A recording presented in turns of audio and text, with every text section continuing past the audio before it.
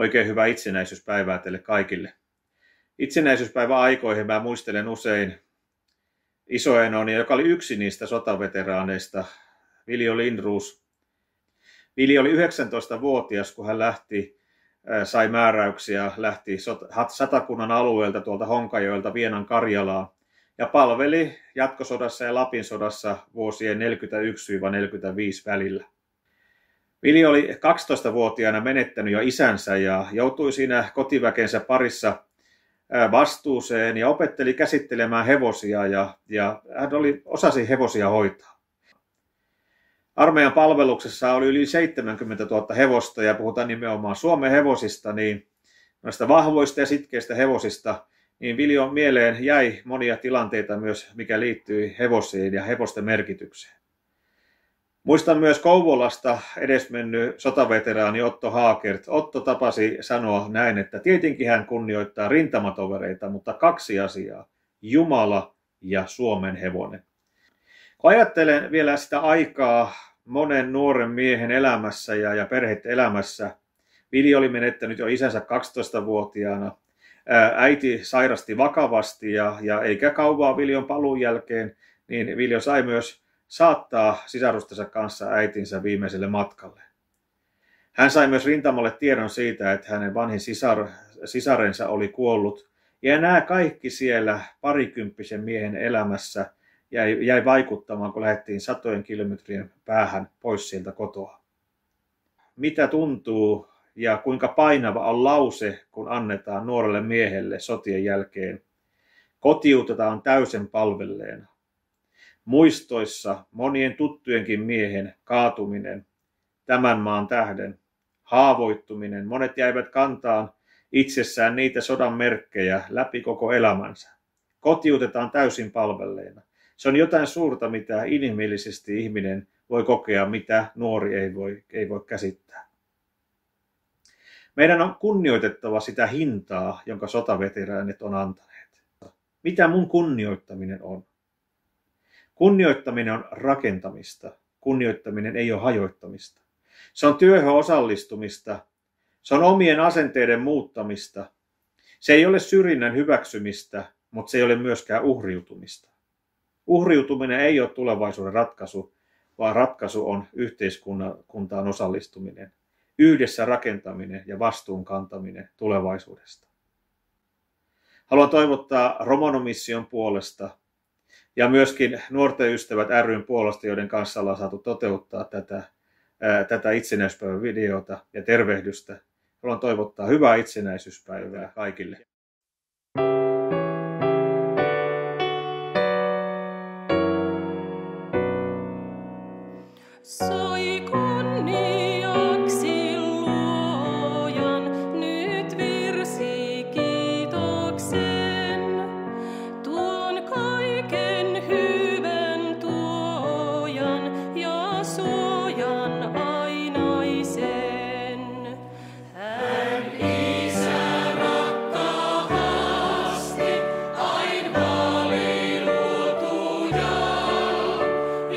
Kaiken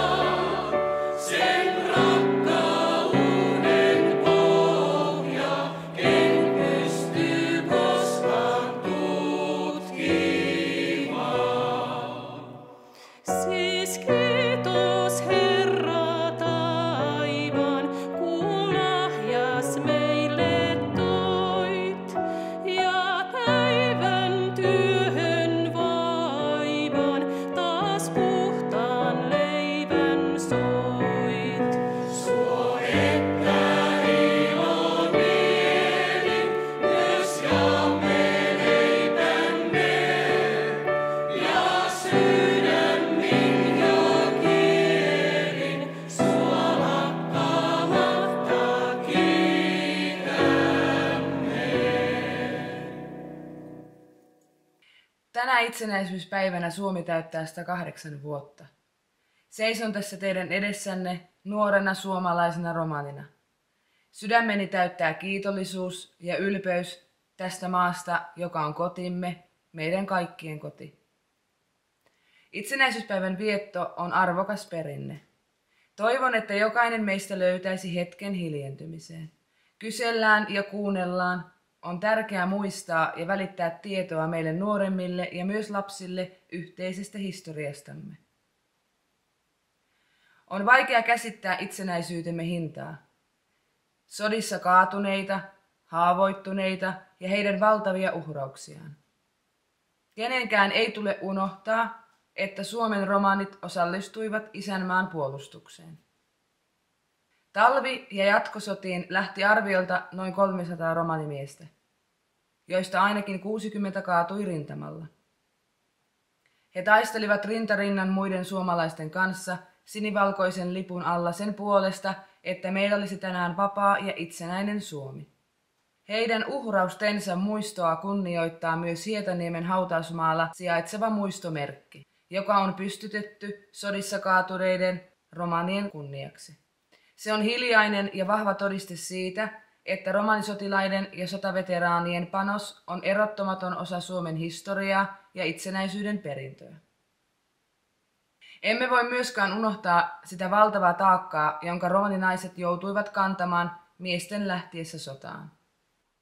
Kaikilla ei ollut pysyvää kotia, yösijät vaihtuivat ja perheen leiväsaanti oli varmasti todella vaikeaa. Puhumattakaan siitä, että 1/3 Suomen romaneista asui menetetyllä Karjalan alueella ja joutuivat jättämään kaiken taakseen ja lähtemään evakkoon.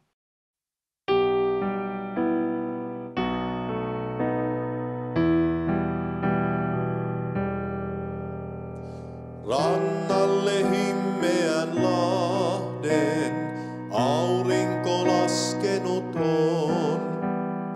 Kutsu jo soi iltahuudon, taakka jo laskettu on.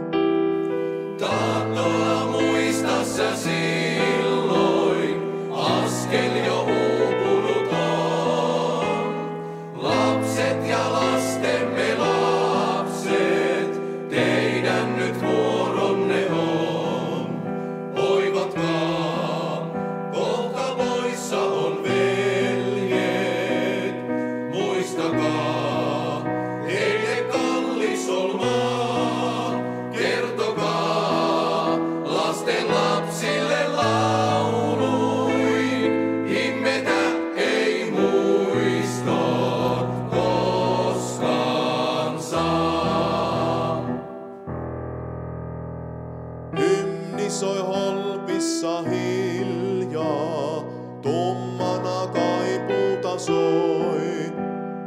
Aika on korjannut viljaa, sarka jo kynnetty on. Ammoin me marssimme kahden, tulta löi taivas ja maa. Rannoilta äänisen lahden, kelle nyt kertoa saa. Oivatkaa, kohta poissa on veljet. Muistakaa, heille kallis on maa. Kertokaa lasten lapsille lauluin. Himmetä ei muistot koskaan saa. Laineissa laatokan mahti, kahlita kenkään ei voi. Veljet sen rantoja vahti, konsa on koittava koi. Ylvänä Karjalan heimo, tuskansa kantanut on. Maaäiti suojansa sulkee, vartija poissa jo on. Hoivatkaa, kohta poissa on veljet. Muistakaa, heille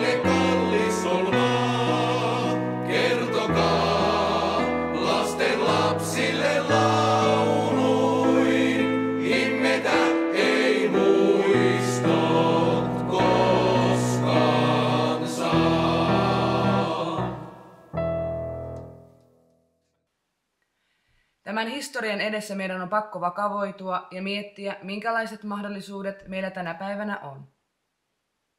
Maailma ympärillämme tuntuu epävarmalta, talous on kireällä, mutta samalla me kuitenkin elämme mahtavaa nousukautta. Kun ajattelemme romaninuorten koulutustason nousua ja eteenpäin menemistä suomalaisessa yhteiskunnassa. On totta, että pahoinvointia on nuorison keskuudessa. On totta, että rasismi vaikeuttaa nuorten eteenpäin menemistä, jotka hakevat vaikkapa opiskeluharjoittelupaikkaa ja työkokemusta. Ei kuitenkaan lannistuta, muutetaan maailmaa teoillamme. Vaikutetaan asenteisiin yhteiskunnassa, niin romaniyhteisön parissa kuin koko suomalaisessa yhteiskunnassa. Romanit taistelivat sodassa itsenäisyyden puolesta, jotta me voisimme tänä päivänä etsiä yhteisiä polkuja, tukea ystävien ja tuntemattomien unelmia ja nähdä niiden toteutuvan vapaassa maassa. Kunnioitetaan tätä perintöä ja näytetään se elämällämme. Hyvää itsenäisyyspäivää. Jumala siunatkoon ja varjelkoon isän maatamme, Suomea. Oi Suomi!